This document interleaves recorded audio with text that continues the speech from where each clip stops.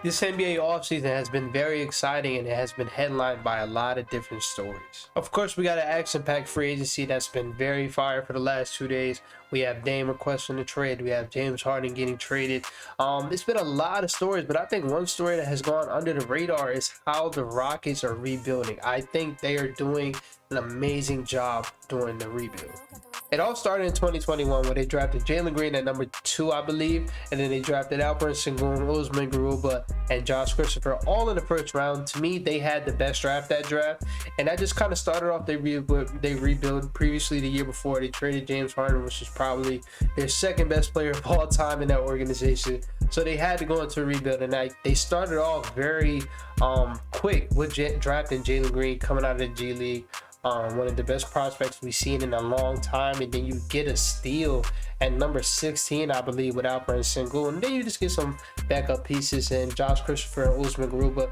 Then the next year, they're in the lottery again, in the top 3 again, and they draft Jabari Smith Jr. and Tari Eason. Again, to me, I felt like they had the best draft again. I wasn't that high on Jabari Smith Jr., but I was very high on Tari Eason, and it is a wings league, and for them to get the 2 best wings in the draft, to me, I think they hit. And then you go this year, you get Amen Thompson at 4, which to me, like I told y'all in my previous video about the draft, I think that's not the second best prospect, but I think when they're at their peaks, I think he has the second most potential other than Victor Wembanyama.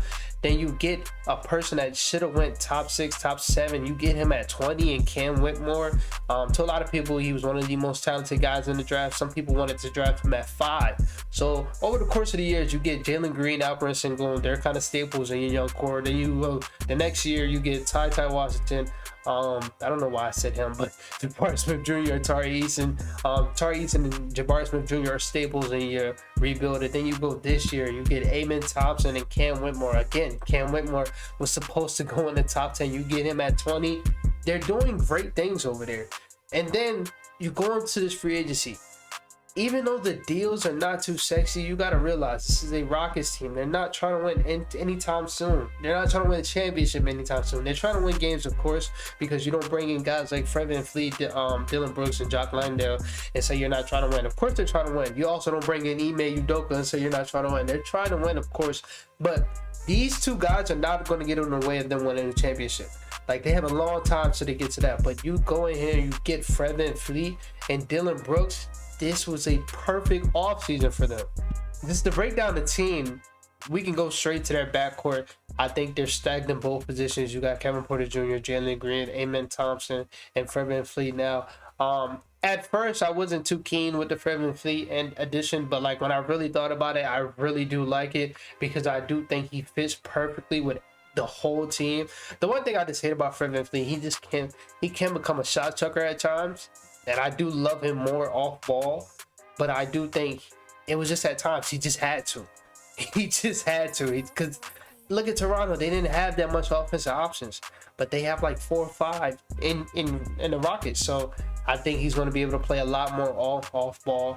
And then I love the potential of playing him next to Jalen Green, next to Kevin Porter Jr., next to Amen Thompson. And I do love that pick and roll between him and Alperen Sengun, which we will talk about Sengun a little bit later.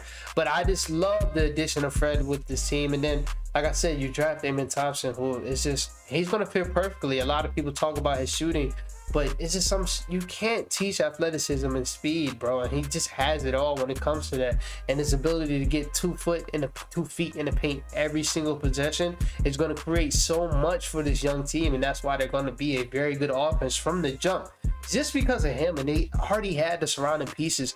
You just needed a point guard like him, and that's what they got. So you also got Kevin Porter Jr., so at times he can be a bucket. I do think he has become an underrated playmaker. He's still not a point guard, so I understand why people underrate his playmaking, but I do think it's very underrated. And then you got Jalen Green. Jalen Green, to me, is he at his peak, he's going to be one of the best guys in the league. I remember when it started off, when he was drafted, I compared him to Malik Monk. I just wasn't high on him at all. And then that last 30 games of his rookie season, when he was averaging like 26, not carrying the team to wins, but just carrying them to be competitive. I've been on the train ever since. I think last year it was an on and off year for him, but I think with a way better team around him and with a real coach, he can fuck around with most improved player. Now y'all know how I feel about that. I don't think guys in the lottery should even be looked at for most improved player, because that's just not what the award's for. But now that we're here and that's how it is in this NBA, he can be a guy that can go into the league this year, average 27 points, 5 rebounds, 3 assists, and that will be most improved numbers from when he just previously averaged 21. So I'm looking at him with this team around him. I think this is obviously the best team he has around him. This is the best situation he has around him. I think he has guards that can kind of hide his deficiencies on defense when Fred VanVleet and Amen Thompson. And you also got more wings now. Now you got Amen Thompson who can guard the wing. You got Cam Whitmore. Tari East is going to get a lot more minutes this season because they're not giving minutes to Eric Gordon. We already know how Jabari Smith Jr. is with defense. I just think he's in a prime position to have a good year because he's not going to have to worry about a lot. His first 2 years, he had to create so much for himself, so that's why the efficiency looks terrible. But like I said, you bring in a playmaker like Amen Thompson, Fred VanVleet. I think with Ime Udoka, they're going to have a real offense, and I think that offense is going to be ran through Alperen Sengun, which again we will talk about later. He's going to get a lot of open shots and a lot of easy shots. He's going to get put in his spots the right way, and that's going to make him take the leap that I'm expecting him to take. The leap that Anthony Edwards just took. I wouldn't be surprised if he takes that same exact leap. So I'm very excited for his offseason, but their backcourt, it's crazy. It's crazy. Now, their forwards, it's just... I want to start off with Tari Eason because I feel like he gets so disrespected. He gets so disrespected. Like I've been seeing this the last 2 weeks since they drafted Cam Whitmore. Like people posting their future lineups, putting Cam Whitmore at the 3. I'm like, dog, bro, he has to earn that shit. He has to earn, because he's 19, 20 years old, bro. He's a grown ass man. Like he is huge, and just him on defense, it's going to be scary, bro, because it's going to be at a certain point where he's going to be able to guard 1 through 5. Because he's just so strong. He's so quick for his size, so long for his size. And then on offense, I seen him at the end of the year starting to get his offense together, starting to get more confidence attacking the rim. His shot started to go down from 3. He's going to be playing a lot more this season, so it's going to be a lot more shots given to him. He was already efficient last year. Tari at the 3, like, bro, I'm sorry. Even Dillon Brooks that just came in, he has to earn that spot. To me, if I'm the coach, Tari Eason is my 3.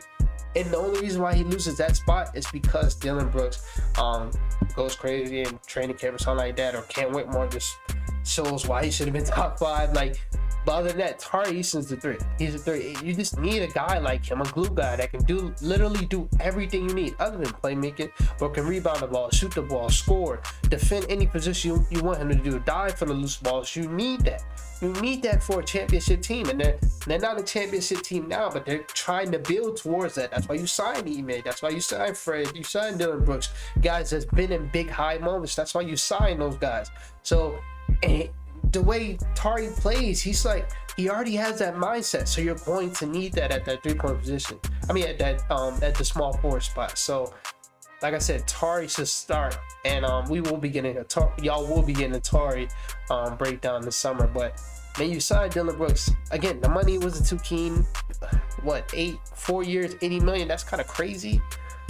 But bro, the one thing I'm learning with money in the NBA is the salary just goes up every year. So in a couple years, it's going to be like a steal contract. So it really doesn't matter. But I think he can kind of set a culture here. I think he can set a culture where they're not backing down from nothing. They're not going to shut up, and it could be good or bad. Most of the time, good though. And I think he fits perfectly with the team if he does take that starting spot. I think he's going to be able to stick any guard you need in the guard, if any forward you need in the guard. I think he fits well with all the pieces that they have. A little bit less to Amen Thompson because both of them guys can shoot, but if he's getting back to the times when it was like 2021 where he was shooting like 36% from the 3, if he's getting back to those times, then cool. But if not, I wouldn't play him that much with Amen Thompson. But the one thing I do love is he's playing with the coach that's not going to take the bullshit. What we've seen at the Grizzlies is Taylor Jenkins. He's the coach on court, but like he's not really a coach that's going to drill into your head.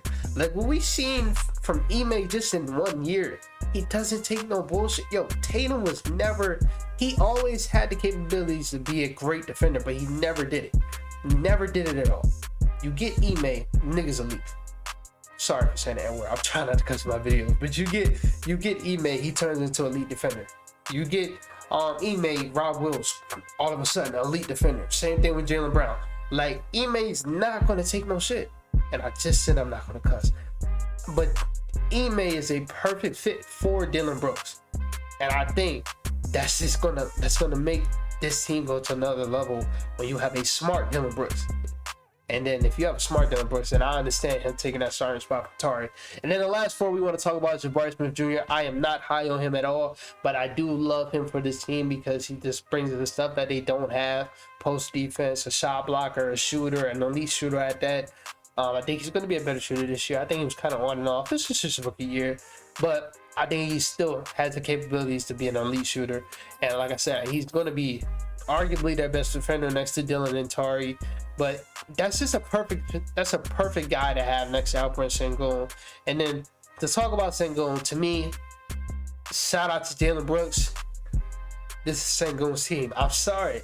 If this is my team, this is Sengun's team. Everything will be ran around him. And he might not be the best player.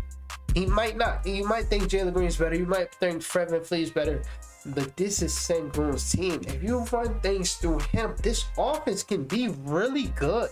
They can be really good. You can run pick and rolls with Fred VanVleet, like I said. You can have Sengun playmake at the top. I mean, at the top of the key or at the free throw line. Like, we look at Sengun like we look at Domantas Sabonis and Jokic. He's just a hybrid of a five.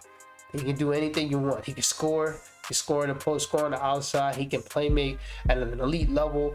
And I just think he was never given the opportunity to do that because, one, from what I heard, is the front office just wasn't that high on him like other people were. So they didn't let Steven Silas kind of do what he wanted to do, because I'm pretty sure Steven Silas wanted to give Sengun the ball, but I heard he was just kind of controlled by the front office, which is dumb because he was on to something, bro. Sengun should have had the ball a lot more in his first two seasons, but I do think, like I said, Ime's just, if Ime was in the coach's video, wouldn't be here. It wouldn't be here. Like, if they just had like this rookie coach, it wouldn't be here. Because Ime just, and I hate this word, but he just has such an aura to him. So like, I can tell like this team is going to be a lot smarter, more disciplined, more mature, because that's kind of what he brought to the Celtics. So I'm just going off that 1 year, and I know Ime is going to be smart with it, and I'm hoping that he runs through Alperen Sengun, because Alperen Sengun could do a lot for this offense. Now defense, that's when you got Jabari Smith Jr., Tari East, and Dillon Brooks to kind of help him out, because he's not there on defense, and I don't know if he ever will be, because he's just too slow, and at times he can be too small even for fives. But Tari Easton did say he grew, so hey. But for the offense, he should be the #1 guy, and you run through him. Fucking Tari East is gonna look great on offense. Fred VanVleet's gonna look great on offense. They just have so many pieces over there, and that's what you need in a rebuilding team. Like, I'm just thinking of the team right now. You got Jalen Green, who I do think is a very good off-ball player and moving off-ball. You got him off ball while you just got Alperen Sengun with the ball, and him and Fred are running actions. You have times where you got Tari Easton in there, he's cutting to the basket. You got Jabari Smith Jr., he's standing on top of the three-point line. Like, they can just have a very well-balanced offense. You bring in Amin Thompson, he's cutting to the three-point, he's cutting to the basket. He's also a very good cutter. Dillon Brooks doing whatever the new and improved Dillon Brooks is doing. Like, they just have so many pieces, and I'm very excited for their rebuild. And I'm not gonna, I just can't wait to watch them. I can't wait, because I'm putting a lot of faith in Ime, and if Ime is able to change his team, they can touch a play-in next year. The West is tough, I get it, the West is tough, but they built a very good team. Fred VanVleet, Jalen Green, Tari Dillon, Jabari Smith Jr., Alperen Sengun, Amin Thompson, Cam Whitmore, Tari Dillon, Jock Londale, and I feel like I'm missing somebody else, but they have a nice 9-man rotation. They just traded Uzman Garuba, Ty Washington. That's why I didn't bring them up. But they have a nice 9-man rotation. And again, I'm going to drill it into your heads. They have Ime Udoka with the Celtics not front office assistant that he had in 2021, 2022. So They're going to be a very good coaching staff. I'm very excited for the team. So, with that all being said, this is it for this video. Like I said, we are a lot more consistent than we were the last couple of months. I have finally found my love again for YouTube. So I'm back. I will talk to you guys later this week. Peace out.